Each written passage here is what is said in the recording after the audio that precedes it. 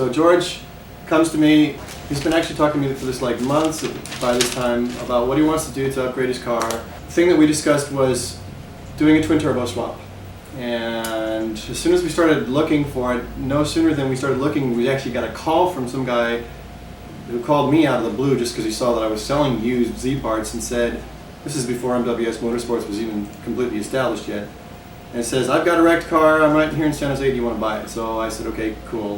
We took a look at it. Turns out the guy had full records. It happened to be an automatic twin turbo with, automatic, okay. Yeah, so it had automatic turbos and the automatic intake cam, so we were pretty excited about that because you can't even like run into that by accident. I mean, this just came upon us. And the engine bay was in perfect condition. There was no wreckage to that. It was all mainly on the sides of the car and the back a little bit. And so we bought it from him and kept it in my driveway for a couple months while I got the shop together. And this is not the first twin turbo swap you've done? No, I've actually got a convertible that I did for myself, which has full-on like Skyline R32 turbos, and I made my own downpipes and I made my own exhaust system, and I had to like mate the Skylines to the motor, which is not easy to do. And it's got an HKS boost controller and coil radiator and NA rear end and all that stuff. So I'm sure you recommended to George, ditch the 2+2, just buy a twin turbo. Why not? What was his thing there? My big thing is that you shouldn't do a twin turbo swap unless it's for a car that natively did not come as a twin turbo in the first place. So my short list my long list is going to be convertibles, slick tops, and 2+2s are good candidates for a swap. Otherwise, basically you're wasting your time because of course if you just have a coupe and you just want to swap it over, then you should go and just basically sell it and buy a coupe. But there are people, I suppose, that have $5,000 worth of body kit and another $5,000 worth of paint and another $5,000 worth of stereo in their coupe, and maybe they want to do a twin turbo swap. And I guess at that point, maybe there's a justification for it. But particularly for George, why was it special? George's big thing was that he could fit 3 9-foot surfboards in his 2+2 and still have a sports car. And so he wanted to basically have the fastest Beach Boy car that he could possibly have. Another reason why he didn't want to just dump it and buy a twin turbo was because he'd actually driven this car over the Swiss Alps and through most of Europe, with his mom, several years ago. So he actually went to Europe for a couple of years, took the car with him, drove it all over the place, and actually worked there for a while. And then when it came time to come back, he actually brought the car back here and re-registered it in the United States. So that car has been with him for at least 10 years.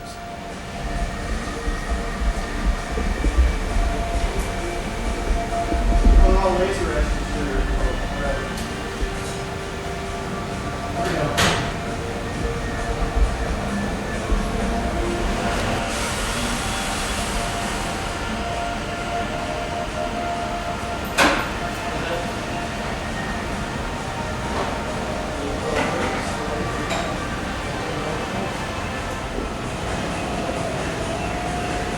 It might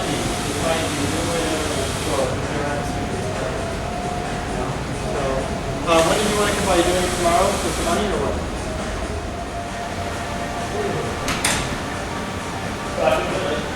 Sorry, hi.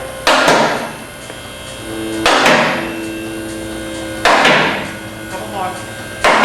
3 more. 2 more. Come down.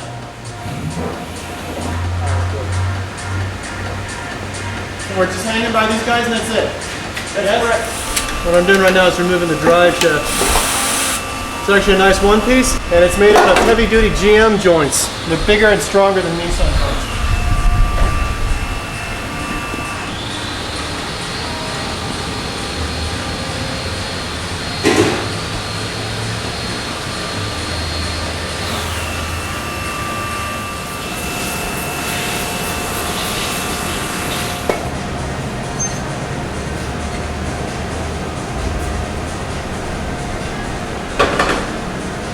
Now, watch this.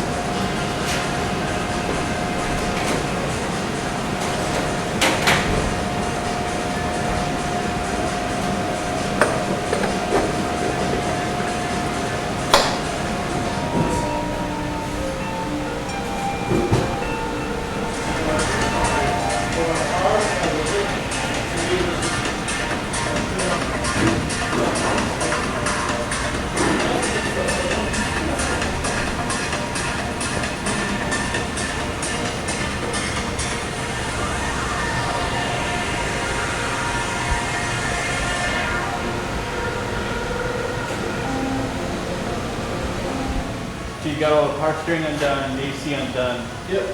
Did you vent the AC? Yeah, oh yeah. Vented the atmosphere. It must be beauty. We should have videotaped that. California would take the shit for free, we'd take it in, but Well, can't you have a storage tank thing rubber yet to pump it back in? you gotta be certified for that. To really do it. I may go buy the gear, but to actually do the work, you gotta be certified.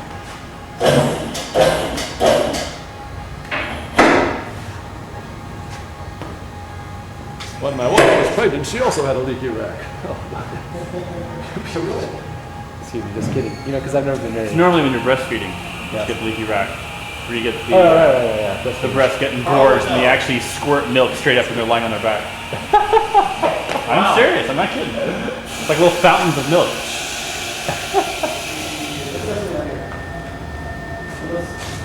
Maybe this is. I think it's in your car. Right, it's in there. But so the 10 is actually on there, or it's in my pocket. I think I have the 12 in my pocket. It's in the trunk.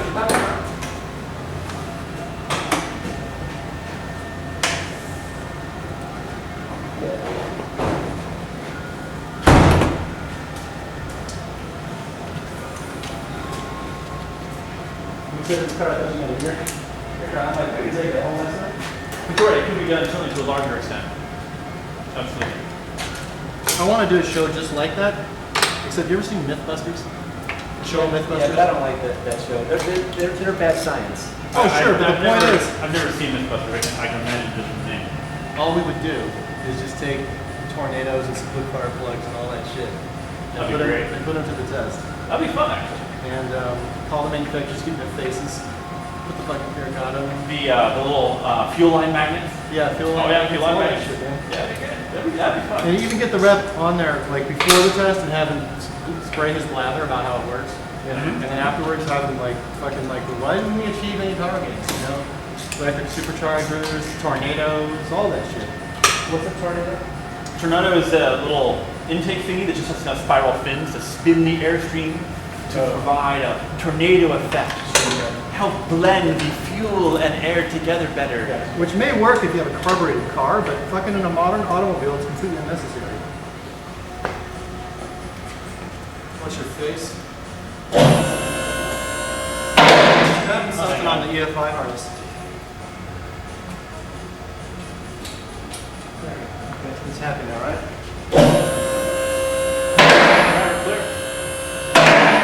Okay, and now, can someone get up on the ladder and...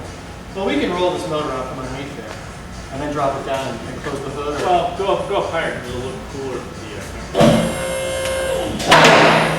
Right, I've only got another 1 foot or 2 feet to go.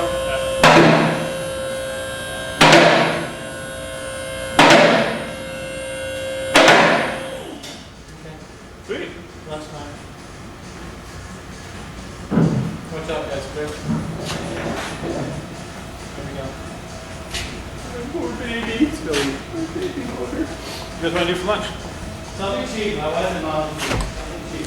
Pho? George, you down with the Vietnamese noodles?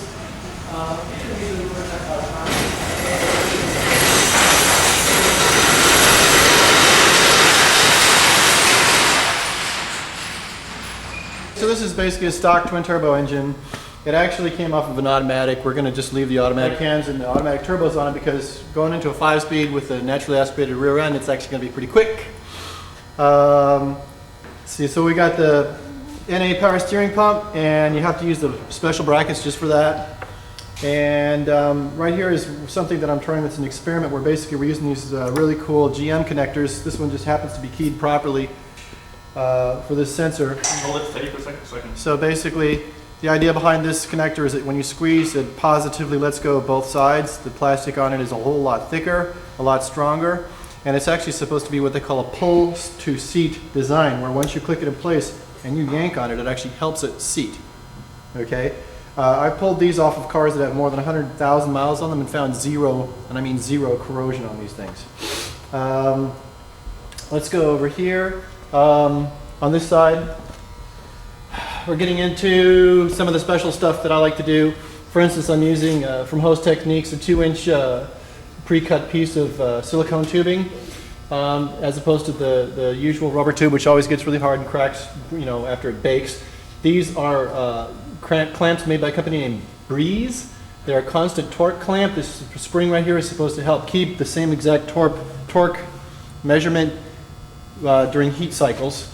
If you come around here, I've got a little solution that I like to use for the balance tube to keep it from leaking, which is to just basically make a rubber cellulose gasket. And one of these days I'm going to actually have these mass produced, hopefully, so that I don't have to keep cutting them out myself, which is a pain. Come on over here and you see Greg Dupree's new divorced wastegate down pipes with the extra length where it comes together right before the flange. Those are really nice looking pieces. We're looking forward to trying those out. Coming off the turbo here, these are my wastegate controller lines, which come right up the back, which is the shortest possible route, meet together in a T, and they're going to be going off to the boost controller, which is off going to be probably next to the cruise control. We're going to use an HKS EBC5. Now the other thing that's important here is the throttle body water tube bypass, where I actually take this tube here, which normally comes off the turbo and curves this way, loosen it up a bit, curve it around to the back, and it's just going straight up and right into this tube right here. And this one that normally connects to another tube over here is just going straight over here and down into this turbo on this side, as you can see. These clamps that I'm using right here, instead of using the regular Nissan clamps, I'm using Nissan's fuel injection clamps. But instead of using the stainless steel screw with the Phillips head, I actually put a very small little hex screw in there, which just gives you more positive grip on it. It also makes it so that when you come back at it 2 or 3 times, you know, in the future, like a few years from now, it's not going to strip on you when you try to work it. Coming around here, is there anything else that's going on? Besides, so since we're not using the wastegate solenoids, I just sawed this bit off, which just makes it a little easier to work on the car. Probably the other thing that's interesting is over here, the actual caps for the fuel injectors are ground back slightly on the crown, because we're going to, later on at some point, we're going to use these connectors as well on this. And in order for them to mate positively, this little face right here has to be ground down just slightly, and this has to be ground down a bit. But you get the same effect where you put this guy on, it clips in place positively. All you need to do is grab the wires and get a screwdriver and press down, and boom, and you can pull it straight out, and it's extremely easy to use. Unfortunately, before we did this swap, George's own harness had been gone over with a later version of the 90 and 93 connectors. So we're going to leave those on there for now, but as they begin to fail, we're going to start swapping them over. And the nice thing is that these crowns, these caps have already been ground down. And again, I'm using some small hex bolts in there instead of the usual Nissan Phillips head screw, which is just beyond me why they chose that design, because it always strips, and I always end up having to use an impact screwdriver just to be able to loosen these guys up. So here we start right here with the PRVR surge tank, which is just a turbo thing only, and so you basically have to set this up. And I've replaced all the lines with silicone tubing, one at a time to make sure I don't get lost. And everything is zip tied off, and then it goes back through the standard hole in the fender well and up to the PRVR valve where it normally would be. Then we get over to all the turbo specific stuff. The first thing is that the canister purge, charcoal canister right here, is actually totally turbo specific, including the clamp that holds it to the frame. Okay, and if you get underneath here, you'll notice the trick little thing that Nissan does where they've got this air breather right here where they want to get atmosphere, but they didn't want to suck water, I guess, so they basically put this thing up through the frame rail where it's just getting atmosphere. This hole right here and this hole right here did not exist previously. I had to drill these two and tap this hole and then install this little guy here and grind it out right there, and now everything is exactly as it would be with stock. Now here you see the Breeze clamps again, the constant torque clamps, which again we're hoping are basically tighten once and never visit again. The nice thing about the setup is that these IC hangers right here, that hole is already there and it's already tapped and ready to go. These two holes right here on the other side where the IC hanger is are basically already there and ready to go.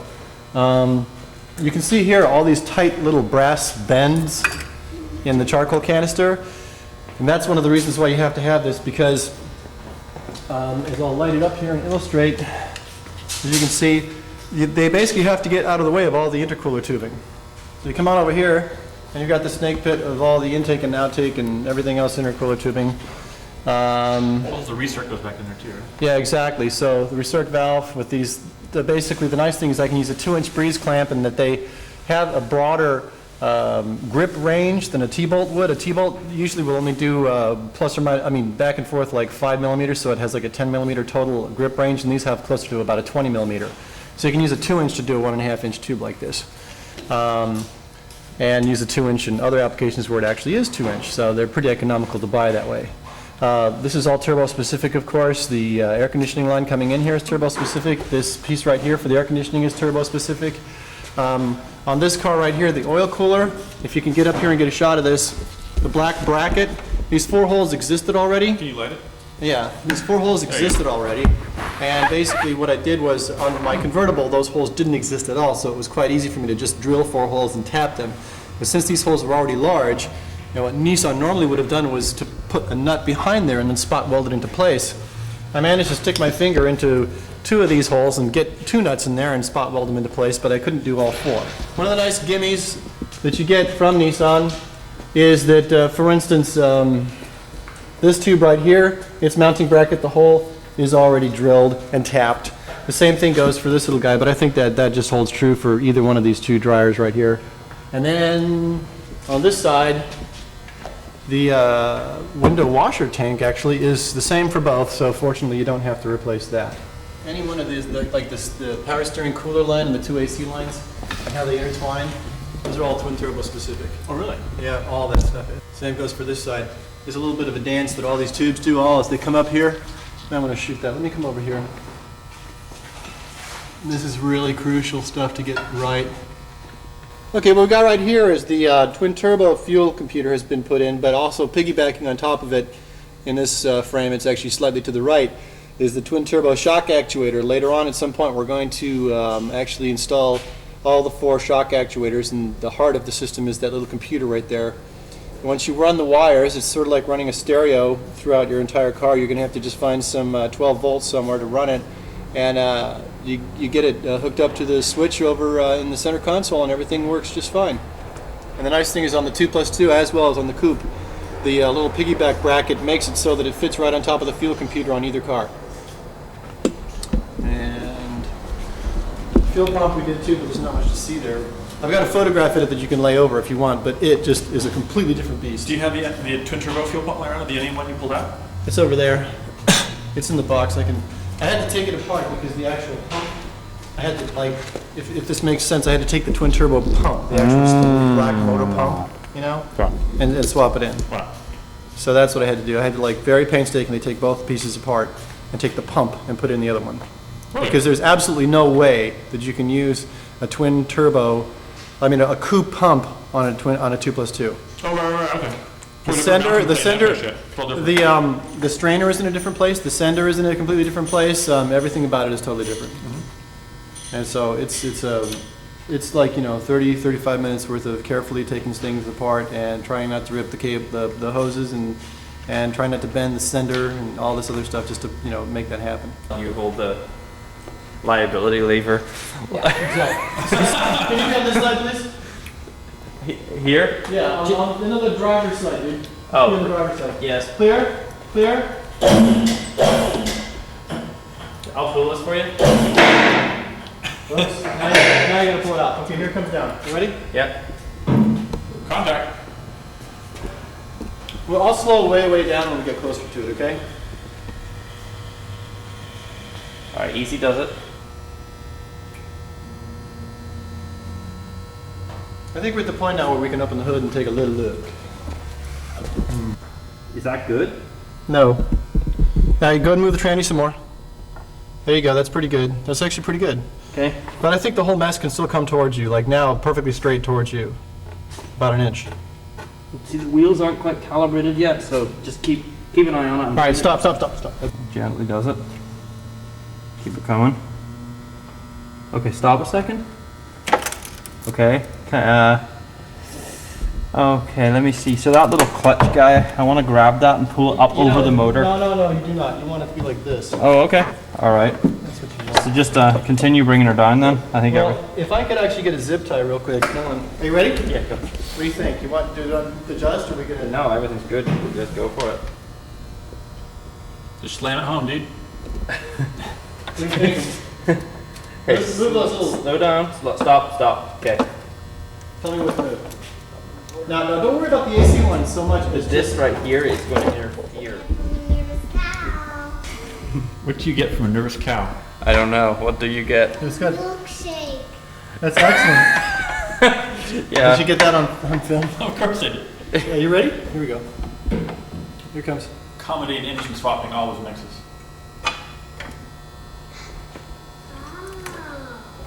What do windows bring when they go out in the sun? I don't know. Shades. Shades, oh. That's good, I like that one.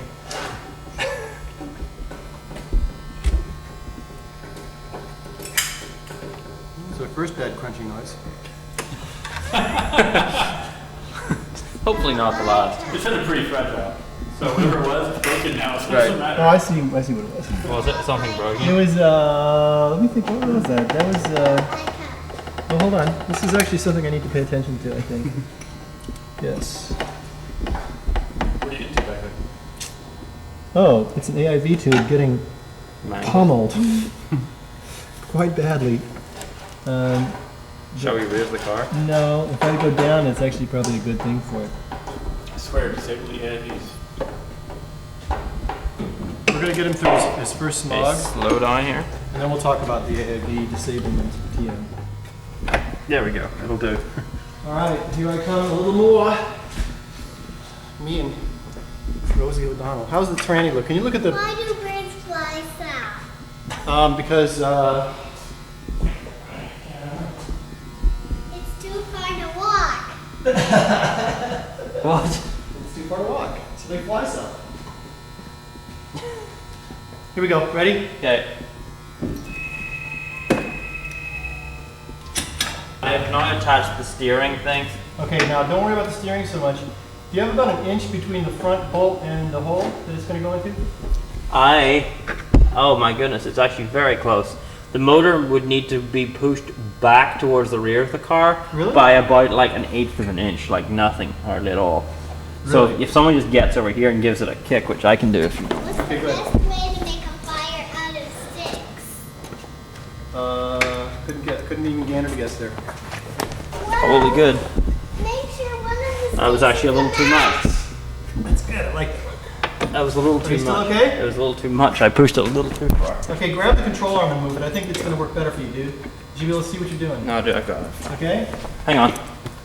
Here, you grab the control arm. I'm going to grab the control arm and we're going to twist, okay? Because mine's a little off now, okay? Okay. Put yours where you want it. No, you don't want it pulled over that far. Dude, it's towards now you. push the motor towards your side. Or pull it. I agree. Here goes. It's good. Stop. And now you need to twist it slightly in order to line up for me, okay? Okay, you go for it. I'm perfect actually right now. Here we go. Yeah, perfectly good. Check. Is there a rear bolt? Yeah, there is, and it's good. Yeah, hold on. The rear's good for me. I'm looking pretty good. What makes more noise than a cat stuck in a tree? I don't know. Two cats stuck in a tree. She's got a lot of these. She is on roll, I tell you.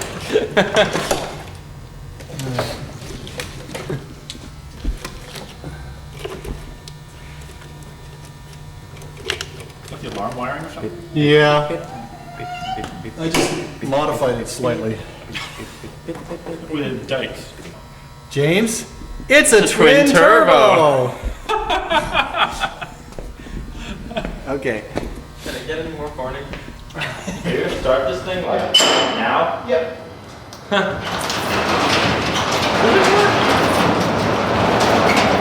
The beast.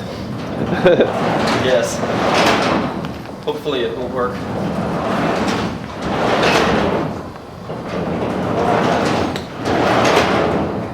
Hopefully that footage will embarrass me and finally get that door fixed.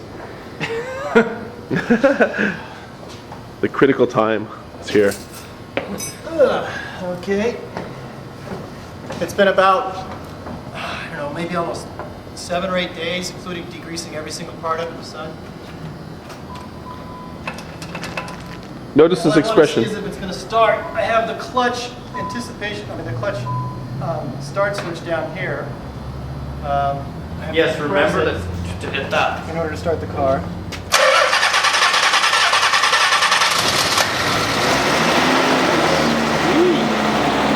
It's gonna have a little valve tick. Yeah, the Because this motor's been sitting around for a while. Sweet. I'm gonna call out George on the phone. That's pretty good. This guy's got it done. The guy who owns this car, we're calling him right now. Yeah, that's just the lifters, right? That's the lifter. It's gonna be all right. Settle it. Anyway, it runs, dude.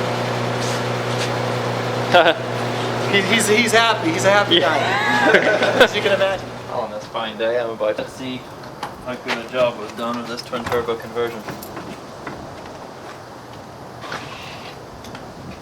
You're going to drive it. I'm going to drive it. All right, we are recording once again. Okay, just adjusting my mirrors. Well, I totally changed the configuration of your car. Seatbelt on. You eating? Are you comfortable? Yeah, I'm fine. Okay. Our first challenge. Yes. Can I make a right-hand turn without killing us? Okay. What clutch have you got in this car? It's Jim Wolf. Okay.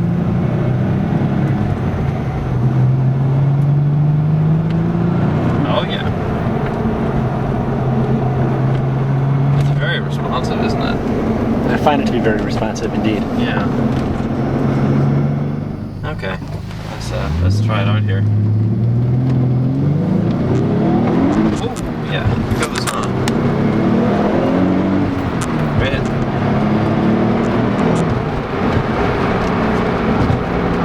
That was fun.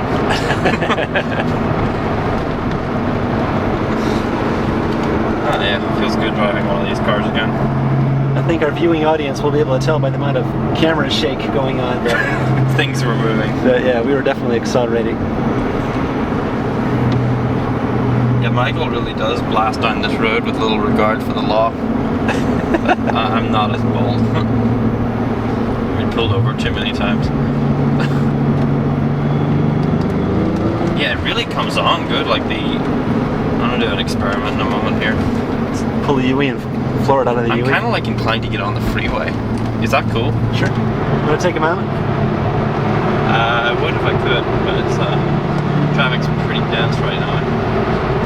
Let's just see how this goes here. So, 5th gear, 2,500 RPM. Let's floor it. Oh yeah, that comes on very quick.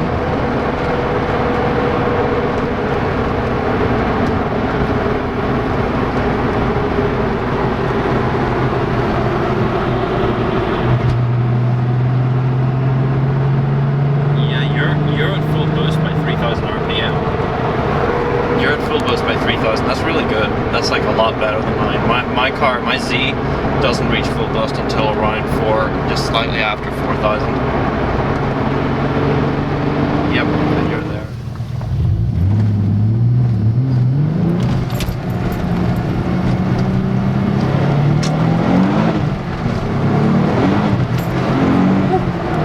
Really wants to go, huh?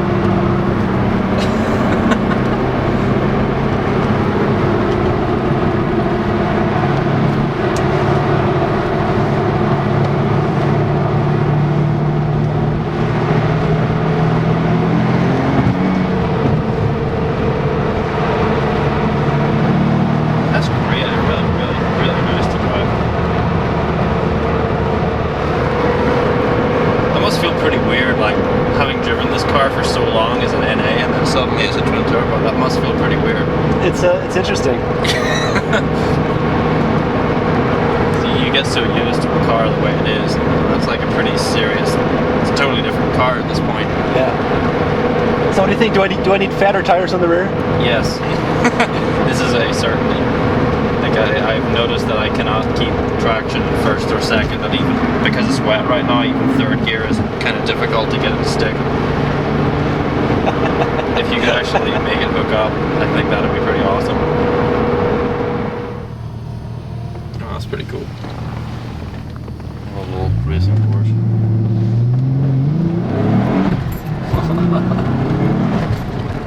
It doesn't take long to get to 40 miles an hour, does it?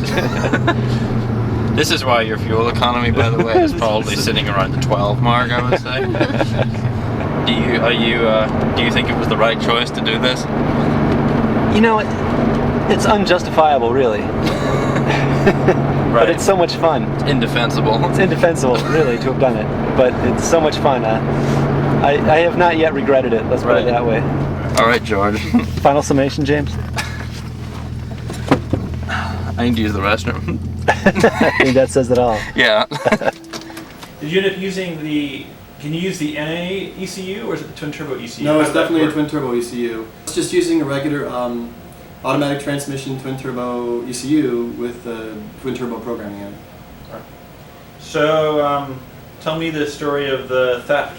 What happened? Well, so this is kind of sad actually. Like only maybe 2 weeks after we're done with the swap, and the car's here in the shop while I'm putting MWS Motorsports together, and sort of working on it, working on the shop, working on it for like probably at least 2 months. Through like November, December, he finally takes delivery of the car in December, and he lives in a nice neighborhood in San Francisco, but he has to park the car on the street. And not 2 weeks after he bought it, after parking it on that same street for like the last 4 or 5 years, suddenly someone decides they've got to have his car, and they stole it.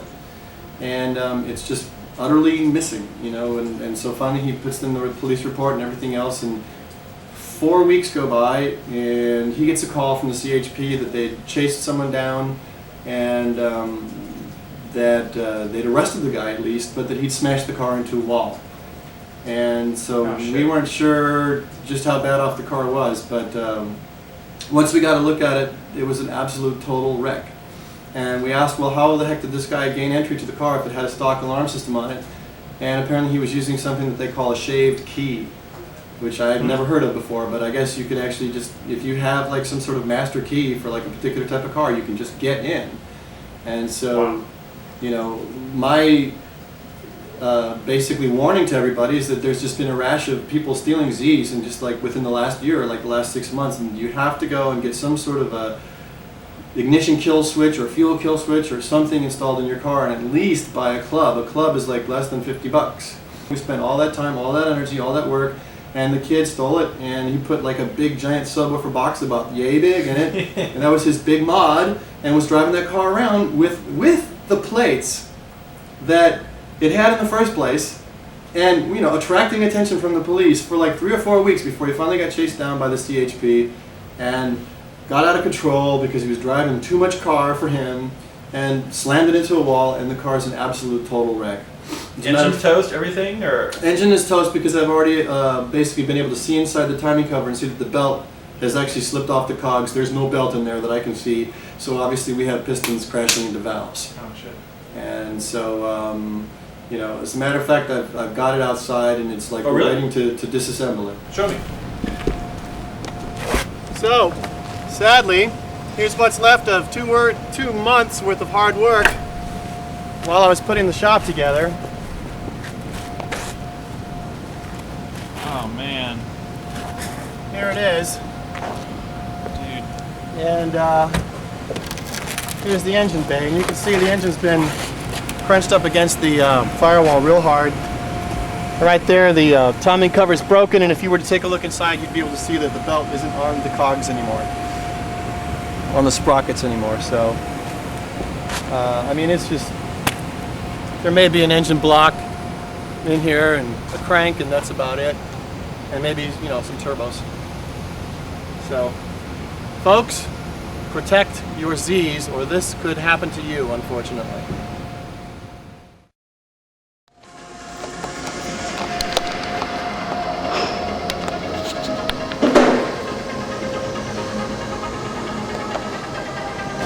And here's a stock one for comparison in size, just so you can see. Yeah, it goes on.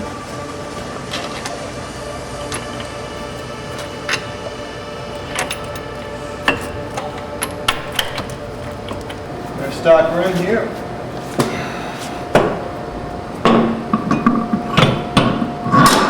So what we've done is we've actually sanded the rotors down and put some abrasive street pads on there for a run to see whether or not they clean themselves up.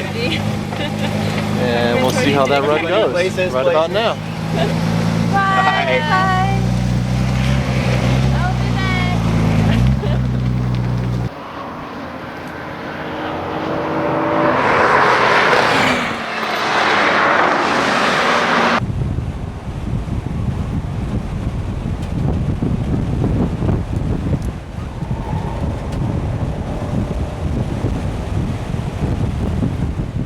trying to catch the twin turbo.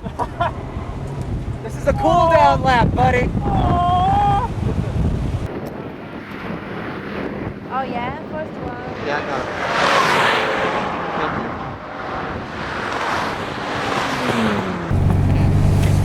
I just want to say it's clear that Carl has twin turbo envy. On the cool down lap, he's following the twin turbo like he's a bat out of hell.